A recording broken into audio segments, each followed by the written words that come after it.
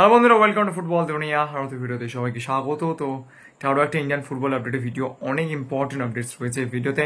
Hyderabad FC শেষ মুহূর্তে তারা কিন্তু চমক দিয়ে দিল এবং জিন্দাল পলি গ্রুপ তারা কিন্তু হায়দ্রাবাদ এফসিকে টেক ওভার করলো। অলরেডি কিন্তু টার্ম শিট সাইন হয়ে গিয়েছে, অর্থাৎ হায়দ্রাবাদ এফসি তারা কিন্তু আইএসএল এ থাকছে। এটা কিন্তু নিঃসন্দেহে হায়দ্রাবাদ এফসি সমর্থকদের জন্য ভীষণ ভালো একটা নিউজ। অন্যদিকে হায়দ্রাবাদ এফসি থাকার সঙ্গে সঙ্গেই তো একটা অবভিয়াস প্রশ্ন উঠে আসবে, তাহলে কি আলেক্স সাজি ইস্ট বেঙ্গলে আসবে না? আলেক্স সাজি স্ট্যাটাস সকালে তোমাদেরকে যেরকমটা বলেছিলাম, আলেক্স সাজি হতে পারে, হওয়ার সম্ভাবনা রয়েছে, কিন্তু এখনো পর্যন্ত হয়ে যায়নি। যতক্ষণ না পর্যন্ত সাইন হচ্ছে তোমাদেরকে আমি কিন্তু আর কিচ্ছু বলি না। তো এক্ষেত্রেও তাই, আলেক্স সাজির ব্যাপার পজিটিভ, তার স্ট্যাটাস কখনো চেঞ্জ হয়নি।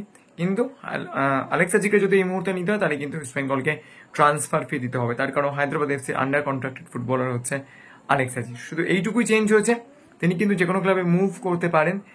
এবার দেখা যাক যে পিএসসি তাকে নিয়ে কি ডিসিশন নেয়, সেটাও কিন্তু একটা ব্যাপার রয়েছে। তিনি কতদিন স্যালারি পাননি সেটাও একটা খুব ইম্পর্টেন্ট রোল প্লে করবে এখানে। তবে সবকিছু যদি ঠিকঠাক থাকে তাহলে কিন্তু আলেক্স সাজিকে নিতে গেলে ইস্ট বেঙ্গলকে ট্রান্সফার ফি দিতে হবে। অন্যদিকে ভিগনেস দক্ষিণামূর্তি, অনেকেই রয়েছেন যারা ভিগনেসকে কিন্তু ইস্ট বেঙ্গলে এনেই দিয়েছিলেন। আমি তোমাদেরকে বারবারই বলছিলাম যে এখনো পর্যন্ত ইস্ট বেঙ্গলের সঙ্গে কথাবার্তা চললেও তার আসার ব্যাপারে কোনো সিউরিটি নেই। আমি অনেক জায়গা থেকে দেখেছিলাম, তো ভিগনেসকে এনেই দেওয়া হয়েছিল ইস্ট বেঙ্গলে। তো তখন যখন এই আপডেটটা দিয়েছিলাম অনেক কিন্তু গালাগালি খেয়েছিলাম অনেকের থেকে। তো এই মুহূর্তে যে লেটেস্ট আপডেট, ভিগনেস কিন্তু চেন্নাই চলে গিয়েছে। ভিগনেসের সঙ্গে কিন্তু কখনোই personal terms and conditions agree হয়নি, এইটুকু আমি তোমাদেরকে আগেও বলেছিলাম, এখনো একই কথাই বলছি।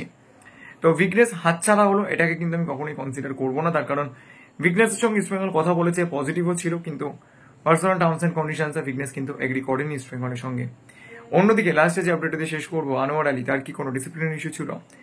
একটা প্রথিতযশা ফ্যান পেজ এবং বেশ কিছু ইউটিউব চ্যানেল থেকে বারবারই বলা হয়েছিল যে তার নাকি কোনো ডিসিপ্লিন ইস্যু রয়েছে। সেটা কি সত্যি? তো রঞ্জিত বাজাজের সঙ্গে কালকে আমার রাতে কথা হয়, তিনি কিন্তু বলেছেন যে এই সমস্ত প্রশ্নের উত্তর তিনি দেবেন এবং অবশ্যই কালকের আমার চ্যানেলে যে লাইভে আসছেন সেই লাইভটার দিকে প্রত্যেকে নজর রাখো। তো চলো এখন মধ্যে এই পর্যন্ত দেখা হচ্ছে পরের ভিডিও। চ্যানেলটাকে সাবস্ক্রাইব করতে ভুলো না, শেয়ার করো যদি ভিডিওটা ভালো লাগে, লাইক করতেও ভুলো না। তো চলো এখন এই পর্যন্ত দেখা হচ্ছে পরের ভিডিওতে।